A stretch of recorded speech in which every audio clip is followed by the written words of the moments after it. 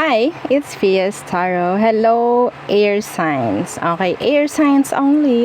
So, Gemini, Libra, and Aqua. So, the person on your mind na hindi kumukontak pa hanggang ngayon, will they reach out? Oo, ngayong June. Okay, ngayong June, may chance ba na mag-reach out? Oo, itong taong iniisip mo. So, syempre, before tayo mag-start, kung hindi ka pa nakakapag-subscribe, please do subscribe and hit the notification bell para lagi po tayo maging updated sa mga mangyayari pa lang. And syempre, kung may tanong po pagdating sa private reading, just message me sa akin pong FB page for more info. Ganun rin pagdating sa ating mga items. Okay? So, yes, meron tayong protection from evil eye na ibinabato sa atin ng kung sino man, hindi natin kilala, whether friends yan, family man yan. Yes, hindi natin yan malalaman kung sino ang nagbabato. So, ang kailangan lang natin is protektahan, no, yung ating frequency sa mga ibinabatong evil eye sa atin. So, protection, this is our ring, evil eye ring protection. So, meron din tayong bracelets and necklace if you're into necklace, no. And syempre, pagdating naman sa love, so ito naman yung love. So, siya ay merong citrine. Okay, meron siyang citrine gem, stones, mga ganyan. So, yung citrine po, that is money magnet. Okay, that is money magnet. So, ito yung citrine natin. Ito, yung mga may yellow dyan, that's our citrine. Okay, and again, sabi nga, ano bang meron dito? This is attracting good energies in love and syempre sa money. Nalilimutan ko yung laging sabihin. Oo, kasi nakafocus lang ako sa love pero yun yung isa pa na meron ito. Okay, so this is attracting good energies in love and money. So ito yun. Okay, so pwede kung ikaw ay lalaki at gusto mo nito, pwede mo ilagay sa pouch. Okay, so there. Next is yung ating granter necklace. So, si granter is yung tagapag-grant ng mga minamanifest mo. And, what? Tagapagbigay ng surprises. And yes, this is made to order. Si granter necklace, this is non-tarnish, hypoallergenic. Okay, and 20 inches long yung chain. Kung gusto mo gumamit ng ibang chain, pwede rin naman. Okay, and syempre, yung ating pang cord cutting. Oo. So, si cord cut napakahalaga. Bakit? Kasi siya yung nag-aalis ng mga sagabal na nagbibigay ng sagabal, nagbibigay ng MALAS sa'yo. Ha? Ayun yung mga taong energy na nakakapit pa sa'yo. Kaya parang bumibigat. At nasasabi natin, bakit ba ang alat natin doon? So, ito yun. Kailangan natin to. Okay? So, there. So, let's see and let's check. Kuha tayo ng mga energies ng mga person, ng mga air signs. May chance ba na mag-reach out ngayong June? Itong mga ito. Let's see. So, who is this? Siyempre, hindi dapat kayo magka-connect or hindi dapat kayo magka-contact ngayon, no? So, yun ang number 1 requirement. Oo. Every time na manonood or makikinig ng will they reach out? Okay, let's see. Will they reach out? So, sino ba to? Anong meron sa kanya? Air sign. The 3 of Wands. So, tinalikuran ka. Some of you, pwedeng malayo sa'yo tong taong to. Yeah, the Knight of Pentacles. Bigla na lang energy is ghosting. Yung energy niya is ng ghost. Biglang nawala. Biglang may nag-stop. May nag-pause. Parang ganyan. Okay? You're in love. You are in love with them. Oo. Some of them mabait ha, actually.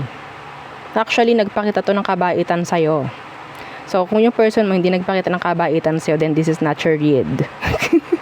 Unahan na kita. Ha? So, ano bang meron sa situation? Bakit bigla siyang nawala? Bakit bigla siyang nagkaroon ng pagpreno? Oo, may pagpreno eh. Tingnan natin. Anong dahilan? The Ace of Swords. Could be issue pagdating sa communication. Some of you, this is LDR nga eh. So, maybe hindi niya gusto yung ganitong setup. I think, sana hindi new connection. Kasi si Ace of Swords, that's new eh. Okay? Yeah, the 5 of Pentacles universe. Ay, ito Ito, napaka-specific. Ang naririnig ko sa kanya is kasi gusto ko yung mas malapit. Ay. gusto daw niya yung mas malapit, air signs. Kapag yung ganitong malayo kayo, ayaw niya. Hindi ka, like somebody, this person, sabihin natin, they're into physical. Okay? Parang ganyan. So, will they reach out ngayong June? Will they reach you out? Will they reach out? Air signs. The Four of Pentacles. And the King of Cups. The Hanged Man. The Three of Cups. Be careful. They're planning to reach you out this June. Okay, some of them, sabihin natin nandun pa rin yung emotion for you. Hindi pa rin yung nawawala. Hindi pa rin nawawala. Okay, the Sun. May chance po na mag-reach out ngayong June itong sino man ito. So, we have here Leo, Pisces, Earth, Aqua, Earth, and Fire. This could be any sign. Okay? So, what else? Let's see. One more energy. Air sign. So, who is this? So, will they reach out ngayong June sa mga air signs? So, ano bang meron? Anong meron sa kanya para malaman mong siya ito? Nababasahin natin. Who are they? Who is this? The Three of Pentacles in reversed. So, may nangyaring hindi pagkakaintindihan sa inyo. Could be third party involved. Okay? The Three of Pentacles in reverse, the Justice. Yeah. Okay. Some of you, pwedeng itong taong to is kasal. Opo, kasal. Yeah, they're blocking you. Some of them, binlock ka niya. Okay? So, pwedeng may third party involved or hindi talaga okay ang situation para sa inyong dalawa. Pwedeng kasal. Pwedeng kasal siya. Pwedeng sa'yo kasal. Nandun lang sa third party. Basta i-fit ninyo yung sarili nyo, ha? Sa kung anong situation. So, anong kailangan mong malaman? Anong meron? Okay, the Six of Pentacles. The King of Cups.